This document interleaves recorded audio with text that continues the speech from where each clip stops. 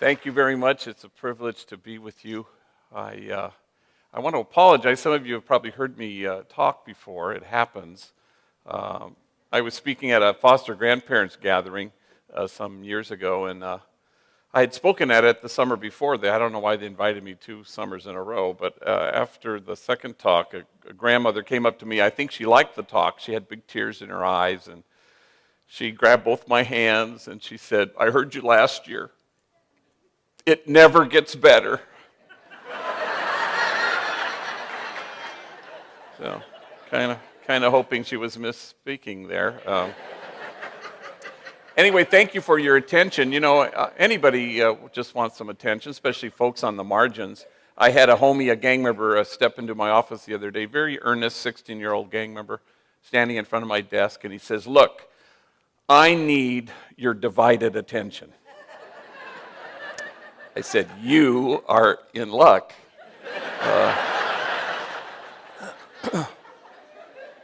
You know, I suppose there's a vision that brings you to a place like this theater for the day, and it's a vision of wanting to see the world looking differently than it currently looks. The prophet Habakkuk writes, "The vision still has its time, presses on to fulfillment, and it will not disappoint. And if it delays, wait for it." But nobody wants to wait for too long. We want to make something happen, and that's what I want to suggest in the brief time I have with you. That what we all want to create and form is a community of kinship such that God, in fact, might recognize it. I suspect that Mother Teresa diagnosed the world's ills correctly when she suggested that the problem in the world is that we've just forgotten that we belong to each other. So how do we stand against forgetting that? How do we create and imagine a circle of compassion and then imagine nobody standing outside that circle?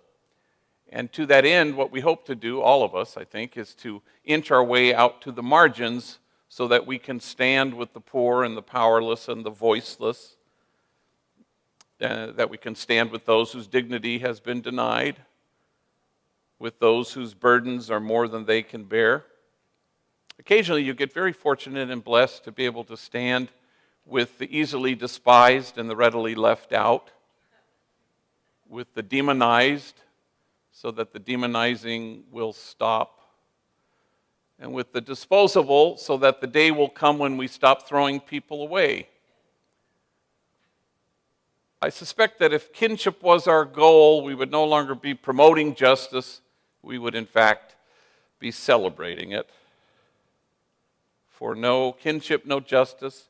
No kinship, no peace. So for 25 years, it's been the privilege of my life to work with gang members, and they've taught me everything of value, really. But especially in the last couple of years, they taught me how to text, and I'm so grateful to them. I find that it sure beats the heck out of actually talking to people, and so I'm pretty dexterous at it, LOL and OMG and BTW, you know, and the homies have taught me a new one, OHN, which apparently stands for, "Oh, hell no." And I've been using that one quite a bit lately. And so there I am with 2 homies, Manuel and Poncho. They're older vatos who work at Homeboy Industries. We have 400 employees there. And guys have been to prison and tattooed. They do a variety of things. They're going to help me give a talk in Palm Desert at a high school. And so we meet at 9. We get in the car. 15 minutes on the road, Manuel's in the front seat, and he gets an incoming text, and he chuckles to himself. And I said, "What is it?" He goes, "Oh, it's dumb. It's from Snoopy back at the office." Well, I had just seen Snoopy. Snoopy gave me a big abrazote as the day began. And Snoopy and Manuel work together in the clock-in room where they clock in all our workers. It's a tough job. I said, "Well, what's he say?" "Oh, gosh, hang on. It's dumb. Hey, dog, it's me, Snoops. Yeah, they got my ass locked up at county jail. They're charging me with being the ugliest vato in America. You have to come down right now, show them they got the wrong guy."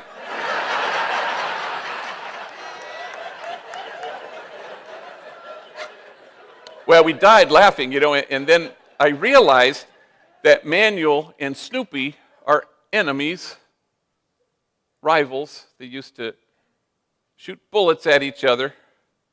Now they shoot text messages. And there's a word for that, and the word is kinship. How can we achieve a certain kind of compassion that stands in awe at what the poor have to carry, rather than stand in judgment at how they carry it? For the measure of our compassion lies not in our service of those on the margins, but in our willingness to see ourselves in kinship with them, in mutuality. It was a great privilege of my life to know Cesar Chavez as a friend, and I can remember once a reporter had commented to him, "Wow, these farm workers, they sure love you." And Cesar just shrugged and smiled, and he says, "The feeling's mutual." And that's what we want to achieve, is this sense of mutuality, where we obliterate once and for all the illusion that we're separate. No us and them, just us. For there's an idea that's taken root in the world. It's at the root of all that's wrong with it, and the idea would be this, that there just might be lives out there that matter less than other lives. How do we stand against that idea? Well, Homeboy Industries was born nearly 25 years ago when I was pastor of the poorest parish in the city of Los Angeles, Dolores Mission, nestled in the middle of two public housing projects, Pico Gardens and Aliso Village. At the time, they comprised the largest grouping of public housing west of the Mississippi. We had 8 gangs there, half of those gangs at war with the other half. I buried my first young person killed because of this sadness in 1988, and I buried my 180th some months ago. We did a lot of things. We started a school and then a jobs program, and when we couldn't find enough jobs, we started our first business, Homeboy Bakery, in 1992. A month later, we started Homeboy Tortillas in the Grand Central Market. Not everything worked, I'll be the first to admit it. Homeboy Plumbing was not a huge success. Who knew? People didn't want gang members in their homes. I did not see that coming. And now we didn't intend to do this, but we have backed our way into becoming the largest gang intervention, rehab, and reentry center in the country.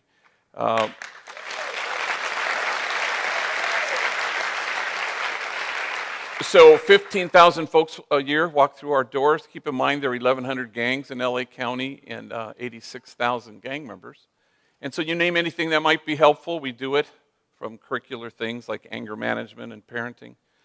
Lots and lots of mental health counselors, case managers, job developers, free tattoo removal. No place on the planet removes more tattoos than we do. We have a designated clinic, 3 laser machines, 29 doctors, 800 treatments a month. And it was all started because of a guy named Frank who wandered out of Corcoran State Prison, 2 days out of prison. And he wanders into my office, and he's sitting in front of me, and tattooed on his forehead like a banner, like a billboard, and pardon my French, it says, "Fuck the world." Wow. Yeah. And he said, I'm having a hard time finding a job.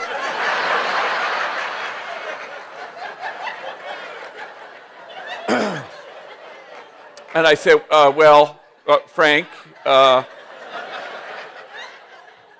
maybe we could put our heads together on this one, So anyway, I found a doctor who donated some time, and little by little, we chipped away at his forehead. And we have our chips and salsas and all the Ralphs and Food for Less, and we have Homeboy Diner, the only place you can get food in the City Hall. We're about to move into the LAX American Airlines terminal. We'll have put a restaurant there.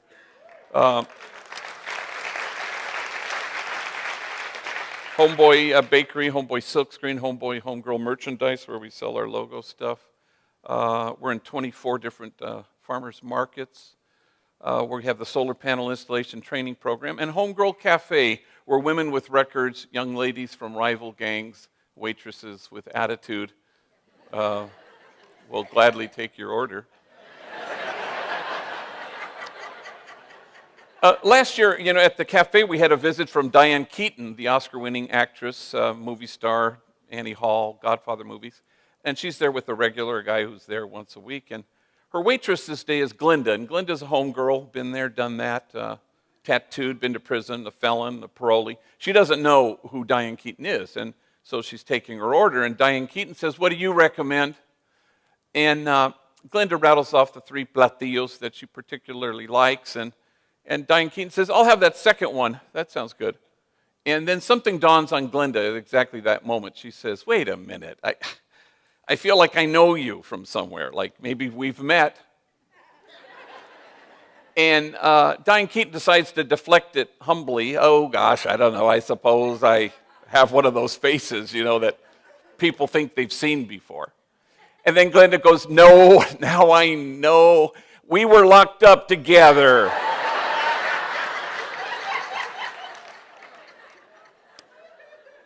That just took my breath away when I heard it. And I don't believe we've had any further Diane Keaton sightings since that moment. But suddenly, Kinship so quickly, Oscar-winning actress, attitudinal waitress, exactly what God had in mind. And if you'll permit me to speak for God, Jesus says it pretty clearly, that you may be one. That's the whole thing, that you may be one. That's the hope, anyway.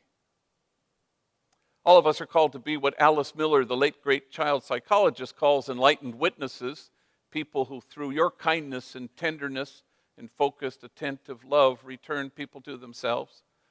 You don't hold the bar up and ask anybody to measure up. You just show up and you hold the mirror up and you tell people the truth. You say, you are exactly what God had in mind when God made you. And then you watch people become that truth. You watch them inhabit that truth, and no bullet can pierce it. No four-prison wall can keep it out, and death can't touch it because it's huge. But sometimes you have to reach in and dismantle messages of shame and disgrace that get in the way so that the soul can feel its worth. No homie resisted my offers of help more than a kid named Bandit. He was a gang member, lived in Aliso Village housing projects. I would ride my bike in the middle of the night, and I'd see him run up to cars and sell crack cocaine and walk away counting his money. I'd say, how about a real job? And he was very polite, that's okay, G, thanks, though. Until one day, 15 years ago, he shows up in my office. I couldn't believe he was there. And he says what gang members often say, I'm tired of being tired. So I walked him to one of our job developers, and as luck would have it, they located an entry-level, unskilled, low-paying job, first kind of job in a warehouse. Now cut to today, Bandit runs the whole thing. He's the supervisor of the supervisors, owns his own home, he's married, has 3 kids. Well, I hadn't heard from him in like 2 years, and he calls me one Friday afternoon a little bit breathless and panicky. He says, gee, you got to bless my daughter. I said, ¿Qué pasó, mijo? Is she sick? Is she in the hospital? Oh, no. On Sunday, she's going to Humboldt College. Imagine my oldest, she's going to college. But she's a little chaparrita, and we're afraid for her. You think there's any way you could give her a blessing before she goes? I go, are you kidding? I'd be honored. Look, tomorrow's Saturday. I have baptisms at 1. Why don't you come at 12:30? We'll do a little send-off. And sure enough, Bandit and his wife and the 3 kids show up at 12:30. And we situate everybody in front of the altar. And I said, well, let's put Jessica in the middle. Let's surround her with our bodies and with our love. Everybody touch her, connect to her. Put your hands on her shoulder, on her arms. Go ahead, put your hands on her head. And I say, bow your heads, close your eyes. And as the homies say, I do a long-ass prayer. I go on and on. And somewhere in the middle of this prayer, I notice we've all become chillones. We're all crying. We're all sniffling. I don't know why we're crying. Except for the fact that Bandit and his wife don't know anybody who's ever gone to college except me. Certainly nobody in their families. So, we kind of wipe our eyes and we laugh about how mushy we got. And so to change the subject, I look at Jessica. Hey, what are you going to study at Humboldt College? She was very quick. Forensic psychology. I go, damn, forensic psychology. And Bandit chimes in, yeah, she wants to study the criminal mind. And Jessica, very deadpan, looks at her father and she does one of these, And he sees her and says, yeah, I'm going to be her first subject. So we walk up to the car and big abrazos and they pile in the car, but Bandit hangs back. I'm glad he has. And I say, hey, Can I tell you something? I give you credit for the man you've chosen to become, for choosing to walk in your own footsteps. I'm proud of you. And his eyes well up with tears. And he says, ¿Sabes qué? I'm proud of myself. All my life, people called me a lowlife, a bueno para nada, a good for nothing. I guess I showed him. I said, yeah, I guess you did. And the soul feels its worth. People always ask me about enemies who work together. It's kind of tense at first. A homie will come in and say, I'm ready. And I'll say, okay, I have an opening in the bakery, but you have to work with X, Y, and Z. And I rattle off the names of rivals. And they always say the same thing. They always say, I'll work with them, but I'm not going to talk to them. But, that used to bother me in the early days. But, the truth is, human beings can't demonize people they know. It's hard to sustain that, really. So I had a homie named Youngster, a little tiny guy. Everybody called him Youngster. And I thought he was ready, so I bring him into the Homeboy silkscreen factory, and I introduce him to all his 30 co-workers. That's our biggest business, huge factory. And I watch him as he shakes hands with everybody, looking him in the eyes, even enemies, until he gets to the last guy, a guy everybody called Puppet, and Puppet seems to be avoiding this encounter altogether. And when Puppet and Youngster are in each other's vicinity, they kind of mumble something. They stare at their shoes. They don't shake hands. Well, I know they're enemies, but he just finished shaking hands with other enemies. I discover later that this is a hatred that's quite personal and deep, beyond which neither of them think they can get past. So I sense that at the moment, and I say, hey, if you guys can't hang working together, let me know. I got a bunch of people who want this job. And they say nothing. 6 months later, Puppet is walking to a corner store not far from his home and buys something. But on the way home, he kind of takes a detour, a shortcut, cuts into an alley. Suddenly, he's surrounded by 10 members of a rival gang, 10 against 1. They beat him badly. He falls to the ground. While he's lying on the ground, they will not stop kicking his head until he's lying there lifeless. Somebody finds his body, takes him to White Memorial Hospital, where he's declared effectively brain dead, though it's the policy there to keep you connected to machines for 48 hours so the doctors can get 2 days of a flat read. Then they sign the death certificate. This allowed family and friends to gather. I was in St. Louis University giving a talk. I flew home. I've seen a lot of horrible things in my life, but nothing to compare to the sight of this young man with his head swollen many, many times its size. It was horrifying. You could barely train your eyes on him. So at the end of the 48-hour period, I gave him a blessing. I anointed his forehead with oil. We disconnected. And a week later, I buried him.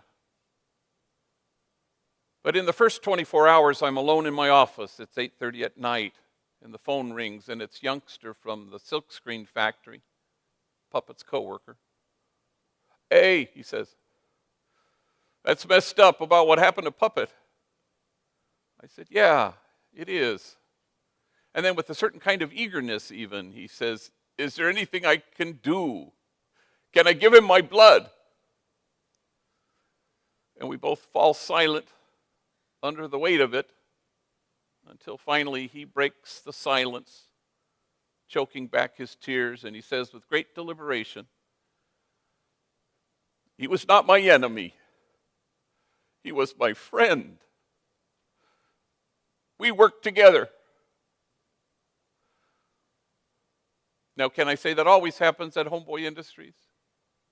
Yeah. Any exceptions? No. And it shouldn't surprise us that God's own dream come true for us, that we be one, just happens to be our own deepest longing for ourselves. It turns out it's mutual. For the vision still has its time, presses on to fulfillment, and it will not disappoint. And if it delays, we can wait for it. Thank you very much.